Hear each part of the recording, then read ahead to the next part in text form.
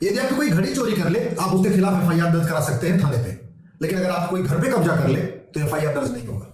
आपकी कोई अगर भैंस चोरी कर ले, बकरी चोरी कर ले, तो आप मुकदमा दर्ज करा सकते हैं, एफआईआर दर्ज हो सकता है। लेकिन पता चला आपकी पूरी जमीन कोई कब्जा कर ले, मुकदमा दर्ज नहीं होगा। भारत में ये कानून महाघटिया है, न्यायिक व्यवस्था सड़ी हुई है, इसलिए हर साल 2 लाख बहन बेटियों का सिंदूर उजड़ रहा है। 26 बहन बेटियों का सिंदूर उजड़ा, ऑपरेशन सिंदूर हुआ, उसके बाद पूरी आतंकवादियों को मारा गया और भी बहुत सारे स्टेप लिए गए। और हर साल जमीन विवाद में 2 लाख बहन बेटियों का सिंदूर उजड़ रहा है। 2 लाख माता पिता के बुढ़ापे का सहारा छीना जा रहा है। 2 लाख परिवार बर्बाद हो जा रहे हैं इस जमीन विवाद के कारण। लेकिन फिर भी कानून को ठीक किया था, इसके ऊपर कोई चर्चा ही नहीं हुई। 2 लाख लोग तो मारे जाते हैं, इसके अलावा 3 लाख लोग घायल होते हैं। और जानते हैं पूरा जमीन विवाद क्यों होता है? कि उनको थाने से कुछ नहीं मिलता। लोग गरीब जाता है, कहते हैं जी दबंग ने हमारे घर पे कब्जा कर लिया। वो जो वहां हवलदार है, वो थानेदार, वो कहते हैं जी हम तो कुछ नहीं कर सकते, आप जाओ कोर्ट जाओ। अब कोर्ट जाएंगे, मुकदमा चलेगा 20-30 साल। दबंग ने कब्जा कर लिया, उनको जोतने नहीं देता, उनको अपना बोने नहीं देता, अपनी फसल उनको काटने नहीं देता, तो नतीजा क्या होता है? गरीब क्या करता है? हाथी डंडा, अपना लाठी डंडा ले आके खड़ा हो जाता है और फिर वही मारपीट होती है। ये चल रहा है भारत में। सब कुछ बदला, एयरपोर्ट बदला, हाईवे बदला, एक्सप्रेसवे बदला, लेकिन 1908 का सिविल प्रोसीजर कोड नहीं बदला। और नतीजा ये हुआ है, जमीन विवाद को हमने सिविल डिस्प्यूट घोषित कर रखा है। कानून कितना घटिया है इसको आप समझिए कि अगर आप किसी को गोली मार दीजिए तो हत्या का मुकदमा दर्ज होगा, लेकिन उसको नकली दवा खिला के मारिए, नकली कफ सिरप पिला के मारिए, या उसको नकली दूध दही घी खिला के मारिए, तो आपके खिलाफ हत्या का मुकदमा दर्ज नहीं होगा। और ये भारत में आज भी चल रहा है। 150 साल के बाद ये इंडियन पिनल कोड बदला गया, 150 साल के बाद नई भारतीय न्याय संहिता आई। लेकिन ऐसे लगता है कि जो लोग इसका ड्राफ्ट करने वाले थे उन्होंने बाहर कुछ देखा ही नहीं। ये बीनस बनाते समय उन्होंने देखा ही नहीं कि चीन में क्या चल रहा है, सिंगापुर में क्या चल रहा है, जापान में क्या चल रहा है, अमेरिका में क्या चल रहा है। ये अमेरिका का हमारे हाथ में देखिए फेडरल पिनल कोड है, 125 चैप्टर है। 125 चैप्टर के लिए एक किताब है, आपको दिख रही होगी। ये किताब बड़ी भी है, ये किताब मोटी भी है। और वहीं दूसरी तरफ भारत जहां अपराध ज्यादा है, ज्यादा तरीके के अपराध है, वहां पे ये पतला सा बीएनएस है, पतली सी आपको दिख रही होगी। कभी चिंतन नहीं किया कि भारत में अपराध खत्म कैसे किया जाए। माननीय प्रधानमंत्री जी ने, गृह मंत्री जी ने कहा कि भाई ठीक है 1860 का आईपीसी बदलो। हमारे बाबू ने कहा कि कहीं बदल देते हैं, और बदले क्या है, कैसे बदले? ऑफिस में बैठे बैठे वो कहते हैं नई बोतल में पुरानी शराब मिला के दे दिया बीएनएस। पहले से बेटर है, पहले से अच्छी है, लेकिन बेस्ट नहीं है। हम चाहते तो हम अमेरिका के फेडरल पिनल कोड जैसा 1 नेशन 1 पिनल कोड भारत में लागू कर सकते हैं। अमेरिका में अपराध कम है तो उन्होंने 100 चैप्टर बनाए। हमारे यहाँ अपराध ज्यादा है, हमारे यहाँ पॉपुलेशन ज्यादा है, हमारे यहाँ लोग ज्यादा है, तो हम 150 चैप्टर बना देते, 200 चैप्टर बना देते। जरूरत क्या थी कि हम 50 कानूनों का मकड़जाल आज भी लेके चल रहे? घूसखोरी का अलग कानून, जमाखोरी का अलग कानून, मिलावटखोरी का अलग कानून, कालाबाजारी का अलग कानून, नशा तस्करी का अलग कानून, मानव तस्करी का अलग कानून, आतंकवाद का अलग कानून, धर्मांतरण का अलग कानून, घुसपैठ का अलग कानून। ये 50 कानूनों का मकड़जाल लेके बैठने की बजाय अगर हम अमेरिका का फेडरल पिनल कोड जैसा है एक अपना भारतीय पिनल कोड बनाते, भारतीय दंड संहिता बनाते, और उसी में चैप्टर 1, चैप्टर 2, चैप्टर 3, चैप्टर 4, ऐसे 200 चैप्टर, 250 चैप्टर, 250 चैप्टर, जितने भी चैप्टर होते, एक एक अपराध के लिए एक चैप्टर बनाते चले जाते, तो जजों के लिए भी आसान, एक किताब खोलते, मुकदमा सुन लेते, वकील के लिए आसान, एक किताब लेके कोर्ट में जाते, अपनी बहस कर लेते, हवलदार के लिए आसान, एक किताब खोलता, एफआईआर लिख देता, थानेदार के लिए आसान, एक किताब लेके जाते, पूरी जांच करके आ जाते। तो हवलदार के लिए भी अच्छा, थानेदार के लिए भी अच्छा, वकील के लिए भी अच्छा, जज के लिए भी अच्छा। लेकिन हमारे नौकर साहब ने बोला ना ना, हम तो इसको नई बोतल में पुरानी शराब रखेंगे, हम कानूनों का मकड़जाल चलते रहेंगे। और कानूनों को बनाते समय भी नहीं देखा कि किस अपराध में अमेरिका में कितनी सजा है। जैसे भारत में नशे में कितनी सजा है? 7 साल, 8 साल, 10 साल। सिंगापुर में नशे में फांसी की सजा है, उसको नहीं बनाया हमने। अब जहां तक जमीन का विवाद है, आज भी 30 साल 40 साल मुकदमे चलते हैं।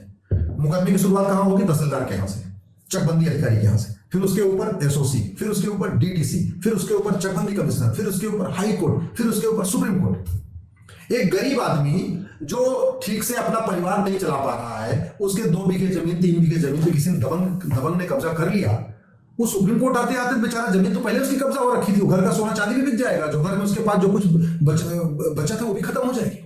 और जमीन विवाद बढ़ किस ले रहा है? क्योंकि जमीन विवाद में कोई दंड का भय नहीं है। हमने जमीन विवाद को कोई अपराध घोषित नहीं किया। दबंगों को पता है कि जमीन पे कब्जा कर लो, 20 साल 30 साल इस पे जोतो वो, इसकी फसल उगाओ, सब कुछ करो, बहुत होगा तो ठीक है, सुप्रीम कोर्ट तक लड़ाएंगे, और लड़ाने के बाद इसमें जमीन छोड़ देंगे। कोई दंड तो नहीं मिला। आज तक किसी जमीन कब्जा करने वाले को 10-20 साल सजा हुई क्या? जब नहीं हुई तो फिर ये जमीन का विवाद कम नहीं होगा, और जब कम नहीं होगा तो ऐसे ही साल में 2 लाख बहन बेटियों का सिंदूर जुड़ेगा, 2 लाख लोग मारे जाएंगे और 3 लाख लोग घायल होंगे।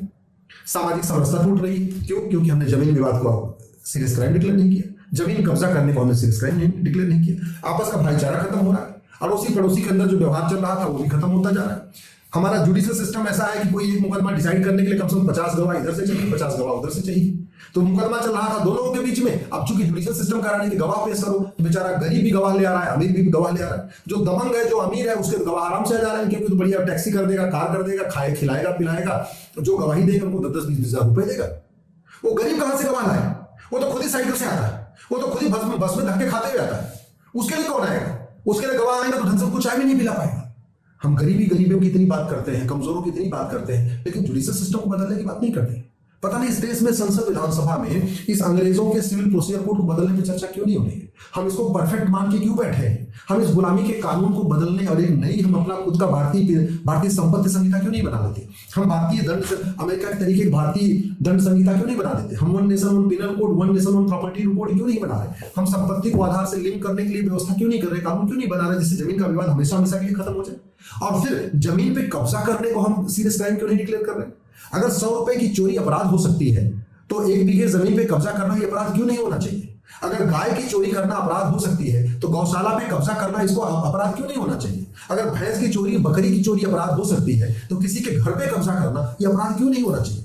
ये बात समझ से परे है कि हम जैसे जमीन विवाद की बात आती है कहते हैं तो जी सिविल डिस्प्यूट है, कोर्ट में जाओ, कोर्ट में लड़ो।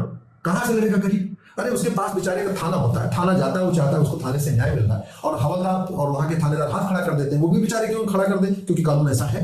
हमें जमीन विवाद को क्रिमिनल एक्ट डिक्लेयर नहीं किए, और नतीजा क्या हो रहा है? इसी का फायदा दबंग उठा रहे हैं, इसी का फायदा इसी के कारण कमजोर और परेशान हो रहा है। और फिर कमजोर जब कुछ नहीं कर पाता, उसके बच्चे लाठी डंडा लेके आते हैं, अपनी जमीन को छुड़ाने की कोशिश करते हैं, और फिर वही मारपीट होती है और नतीजा मुकदमों की संख्या बढ़ती है।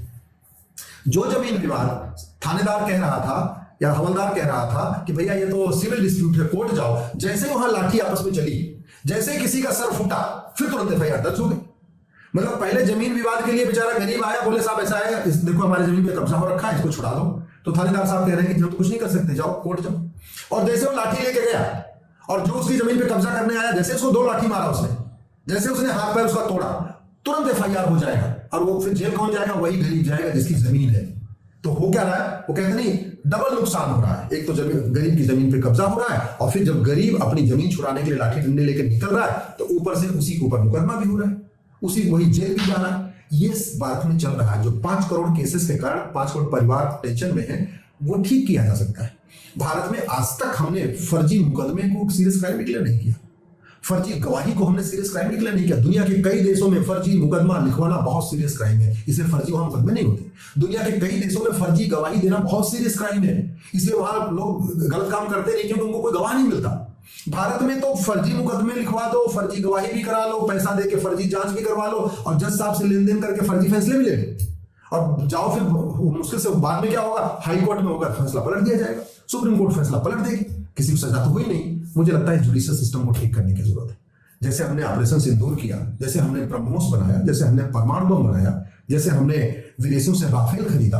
अगर हम विदेशों से राफेल ले सकते हैं देश की सुरक्षा के लिए, तो विदेशों से कानून नहीं ले सकते आम जनता की रक्षा के लिए, इंटरनल डिस्टर्बेंस ठीक करने के लिए? ये जो 2 लाख लोग साल में मर जाते हैं जमीन विवाद में, और 3 लाख लोगों का हाथ पैर टूट जाता है, इनके लिए कौन जिम्मेदार है? ये कैसे बचेंगे? इनको कैसे बचाया जा सकता है? केवल और केवल कानून बदलने से। और कानून बदलने की कोई लागत नहीं आती।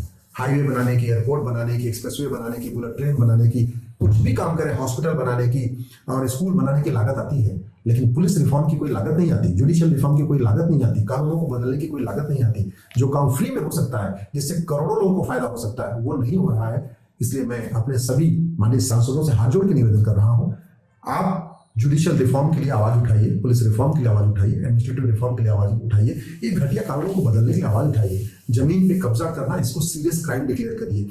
जिस दिन जमीन पे कब्जा करने वालों को 10 से 20 साल सजा के लिए कानून बन जाएगा, लोग गरीबों की जमीन कब्जा नहीं करेंगे, लोग जंगल कब्जा नहीं करेंगे, लोग नदियों को कब्जा नहीं करेंगे, लोग पहाड़ों को कब्जा नहीं करेंगे। अभी तो क्या हो रहा है कि जमीन पे कब्जे करने में कोई दंड का भय नहीं है, तो जिसको जहां मौका मिल रहा है वही कब्जा कर ले रहा है। कोई पहाड़ कब्जा कर ले रहा है, कोई जंगल कब्जा कर ले रहा है, कोई दूसरे की जमीन कब्जा कर ले रहा है, कोई उसर को कब्जा कर लेता है, कोई बंजर जमीन कब्जा कर लेता है, कोई खेल का मैदान कब्जा कर लेता है, कोई जिसको जहां मौका मिल रहा है कब्जा करते चले जा रहे हैं। ये तभी रुकेगा जब 1908 का सिविल प्रोसीजर कोड बदला जाएगा।